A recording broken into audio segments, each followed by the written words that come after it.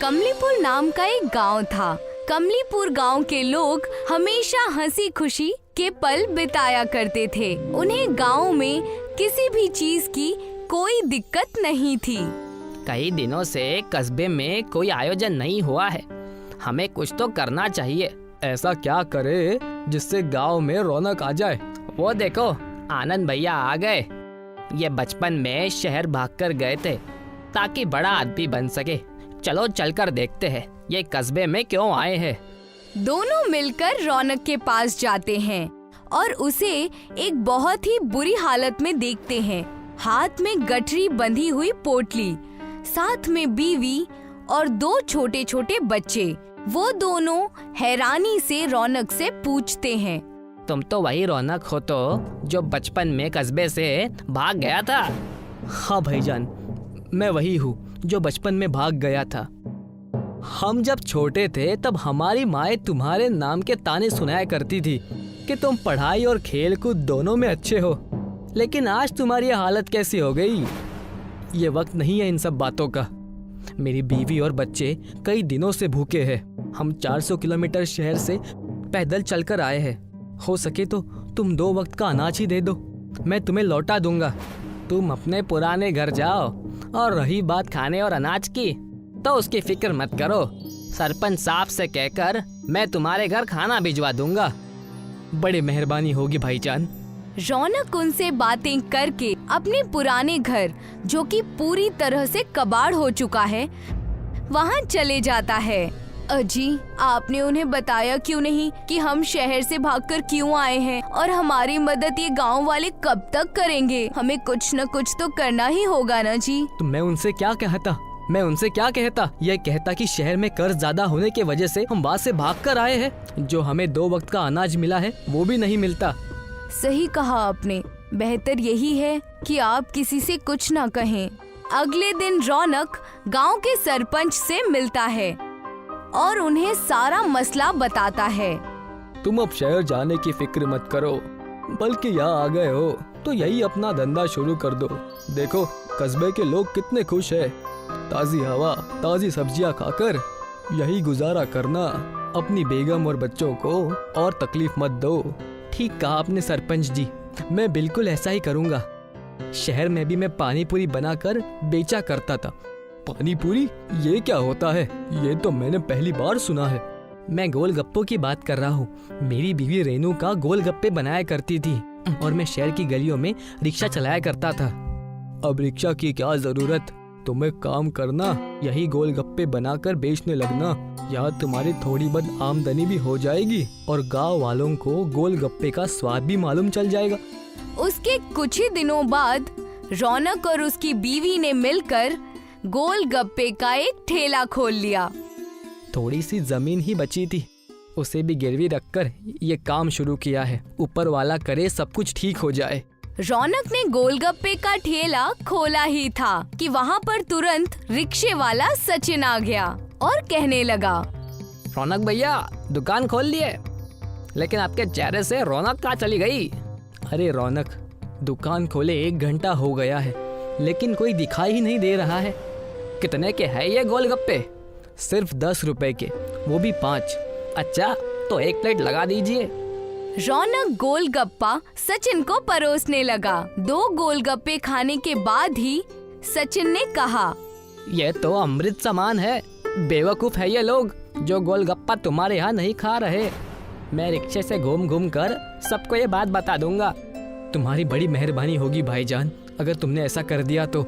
कुछ दिन और बीत जाते हैं। रौनक और रेणुका का गोलगप्पे का कारोबार चलने लगता है। तब सरपंच जी उनसे मिलते हैं और उनसे कहते हैं, पता है रौनक, मैंने तुम्हें अपने घर आज क्यों बुलाया है? क्यों सरपंच जी? वही तो मैं भी सोच रहा हूँ। तुम्हारे गोलगप्पे बहुत मशहूर है। मैं चाहता हूँ कि तुम ढेर सारे गोलगप्पे बनाओ और अड़ोस पड़ोस के कस्बों में उसे बेचकर लोगों को खिलाकर मेरे साथ आने वाले चुनाव के लिए प्रचार करो। आपने मेरे परिवार की मदद उस वक्त की थी जब मैं शहर से बेसहारा होकर आया था।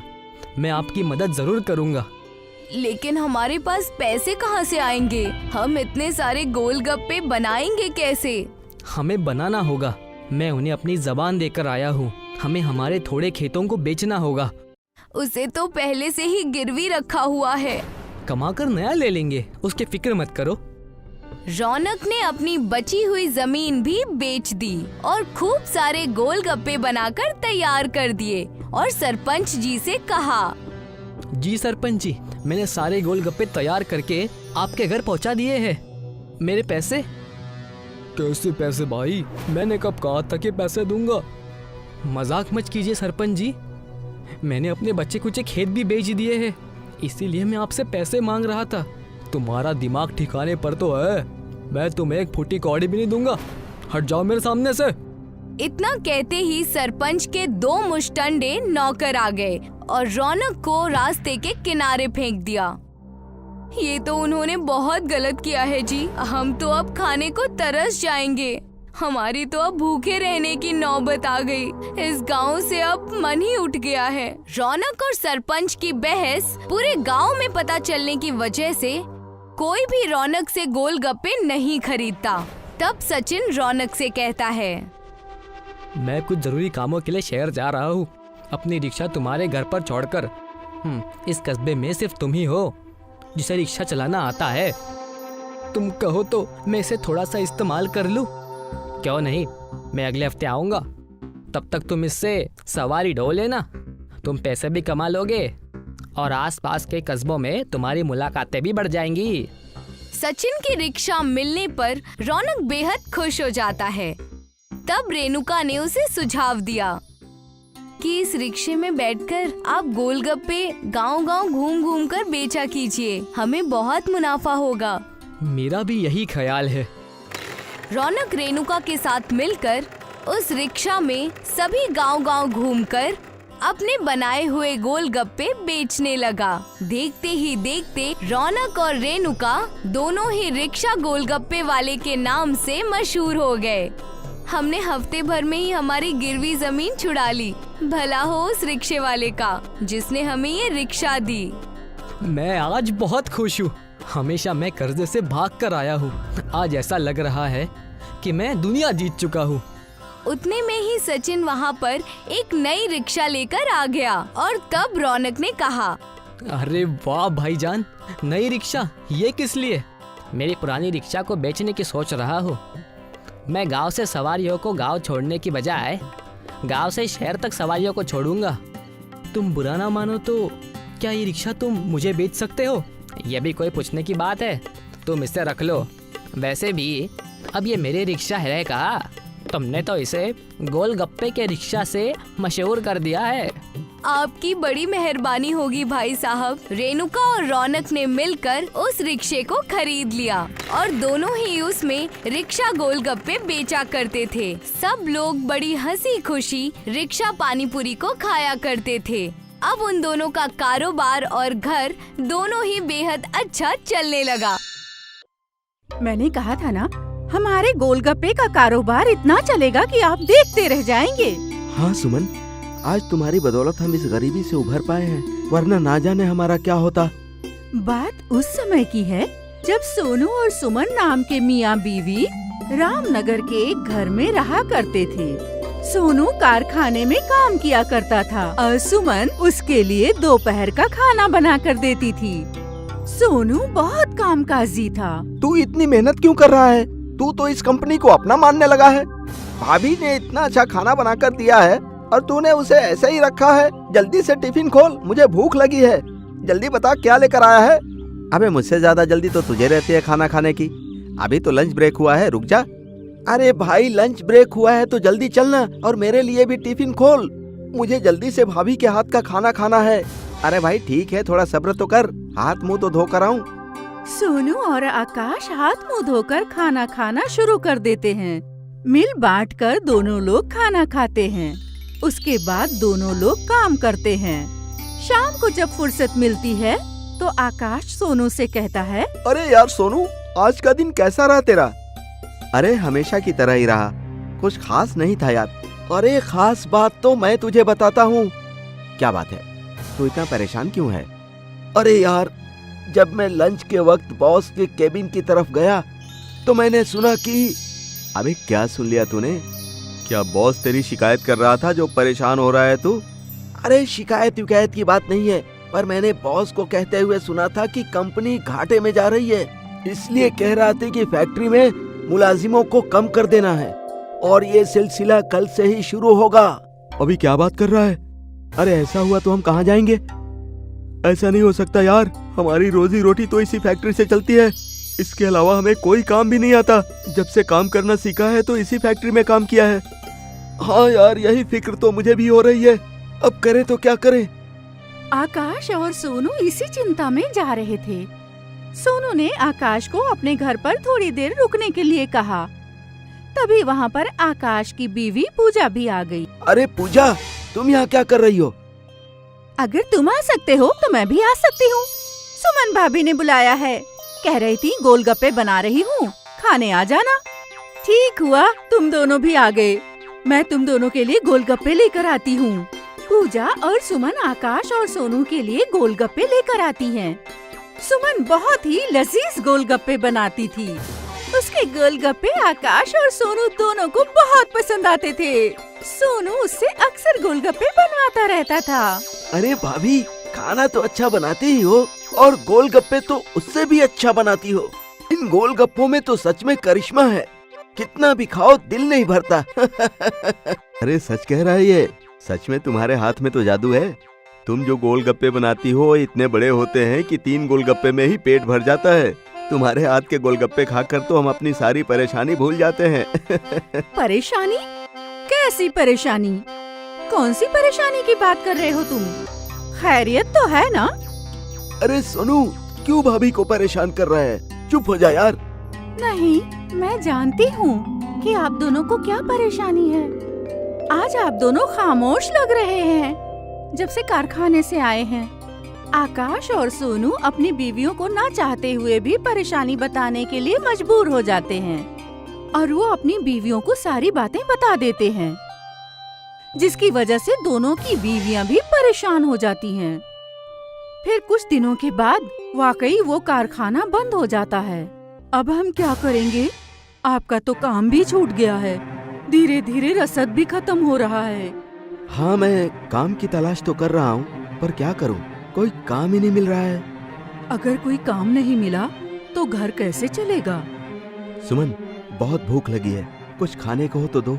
कुछ नहीं है खाने के लिए, बस 4 गोलगप्पे रखे हैं और थोड़ा सा पानी है। चलो तो उन्हीं को ले आओ, 2 तुम खा लेना, 2 मैं खा लूंगा।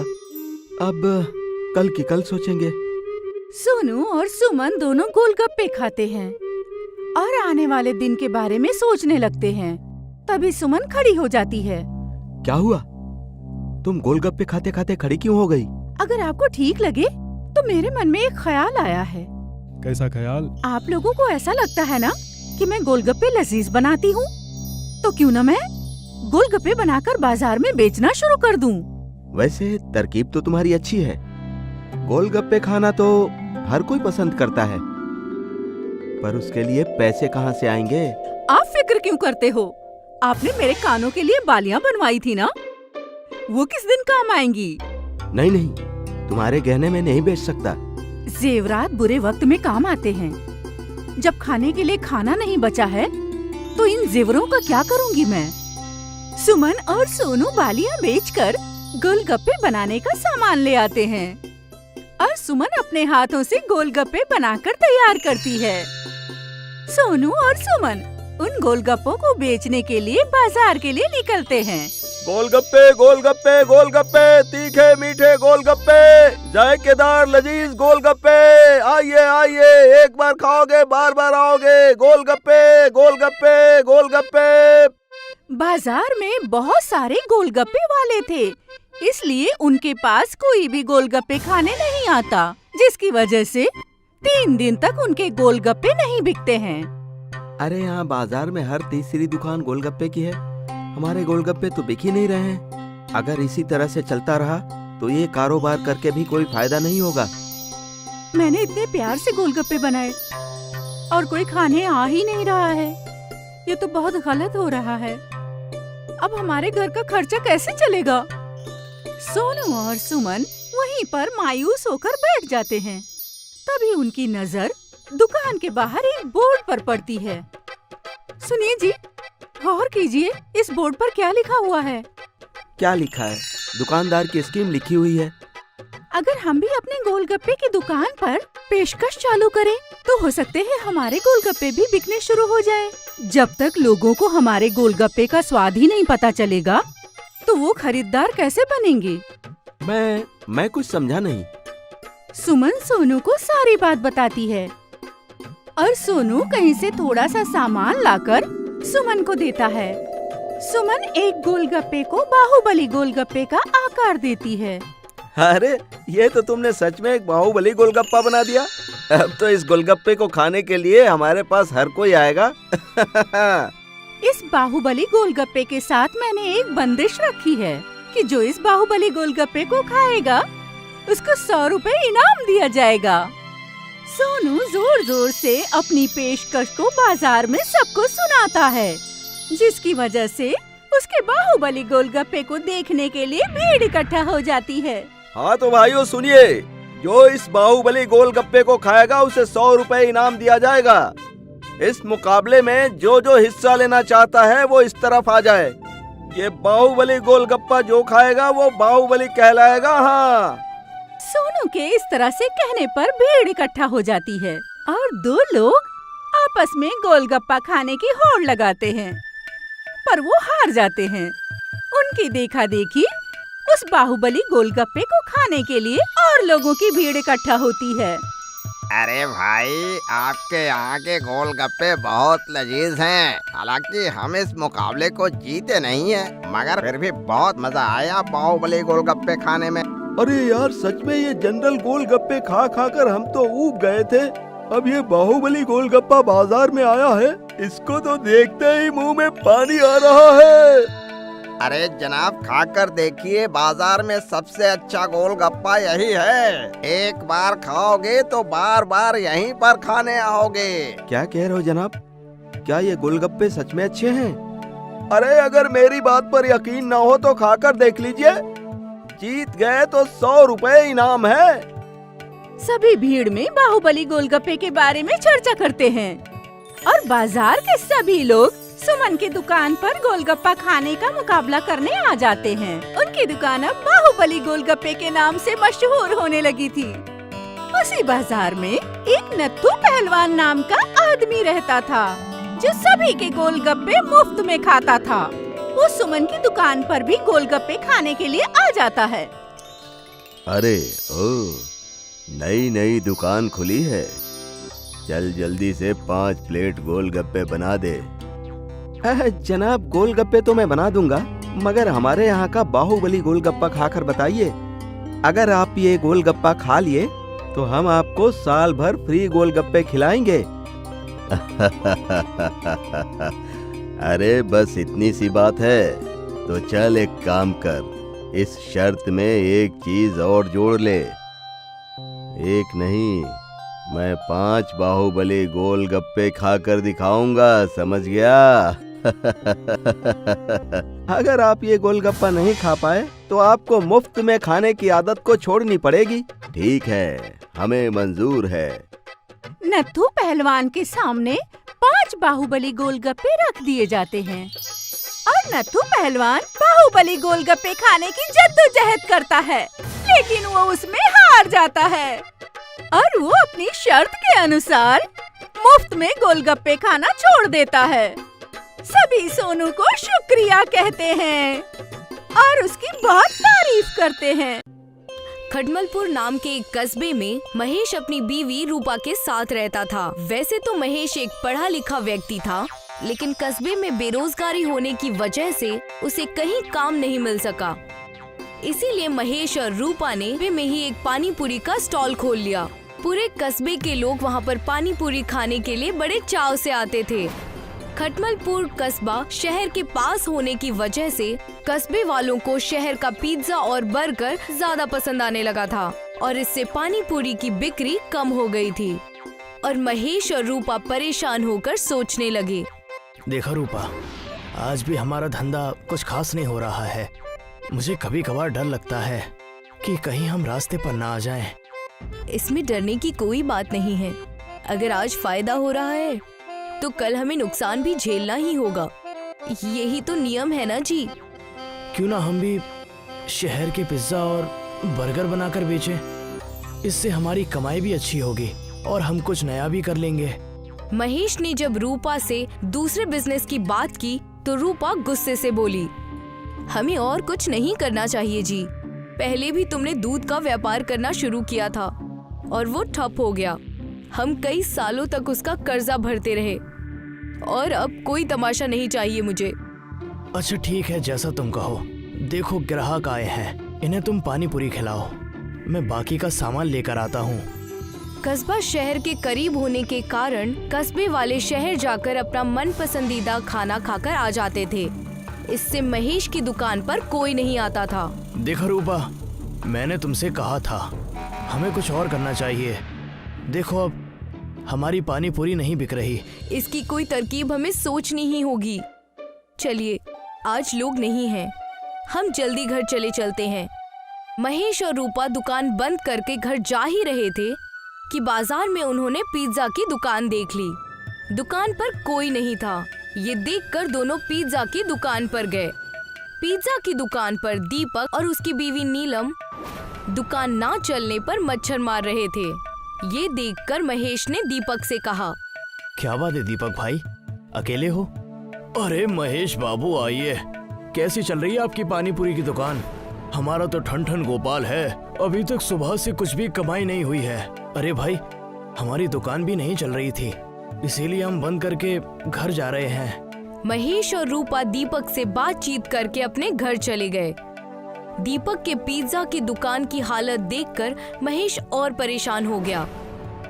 देखा भाग्यवान, कुछ नहीं चल रहा, न पिज्जा न पानी पूरी। अब हम क्या करेंगे, कैसे चलाएंगे अपना घर? मेरे पास एक तरकीब है। आप जाकर दीपक जी से पिज्जा खरीद ले आइए। हमारे पास ढेर सारा पानी पूरी का सामान बचा हुआ है।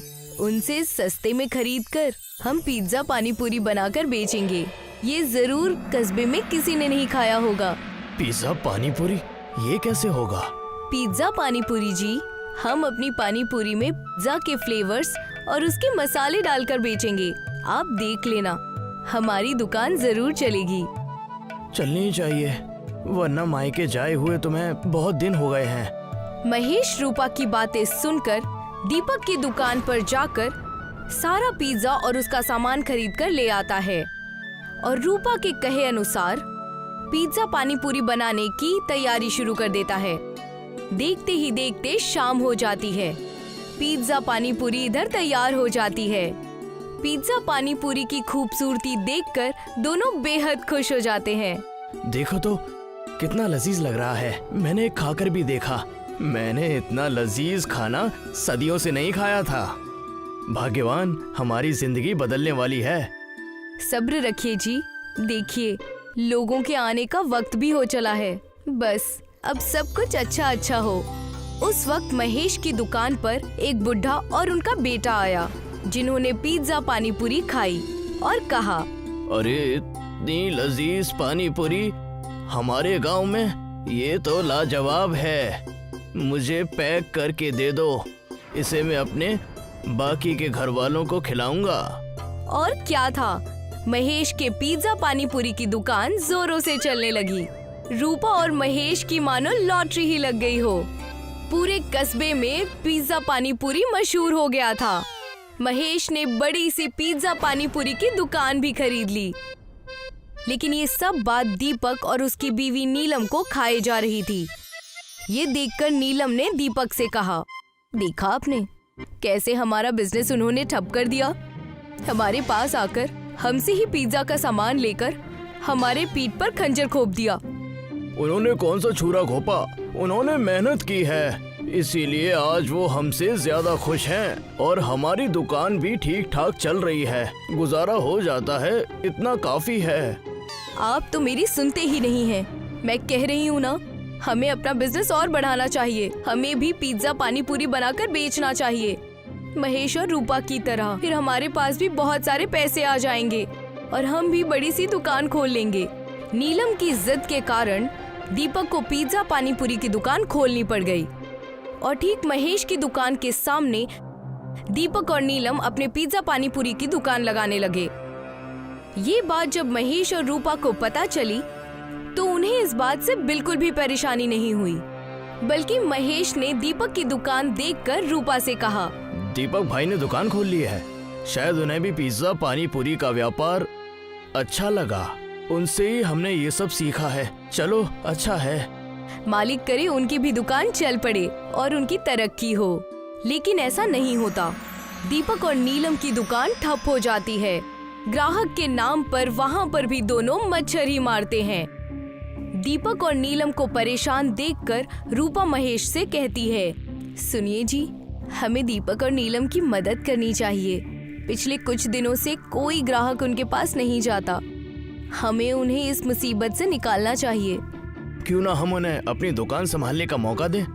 भगवान की कृपा से हमारी दुकान बहुत अच्छी चल रही है और तरक्की कर रही है।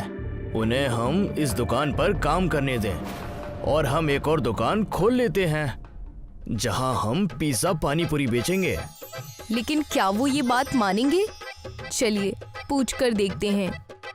महेश और रूपा दोनों दीपक की दुकान पर उसे परेशान देखकर अपनी सारी बातें बताते हैं और दीपक और नीलम से उनका जवाब पूछते हैं। मुझे और नीलम को ये बात कबूल है, हम दोनों आपसे जुड़ना चाहेंगे। आपने हमारी इस मुश्किल घड़ी में मदद की, आपका ये एहसान मैं जिंदगी भर नहीं भूलूंगा। शुक्रिया रूपा और महेश जी, हम आपकी दुकान खूब अच्छे से चलाएंगे। ठीक वैसा ही हुआ। महेश और रूपा ने नई दुकान खोलकर वहाँ पिज्जा पानी पूरी का बिजनेस शुरू किया नई जगह पर, और दीपक और नीलम को अपना पुराना बिजनेस चलाने की सलाह दी। दोनों खानदान तरक्की कर खुशी खुशी रहने लगे।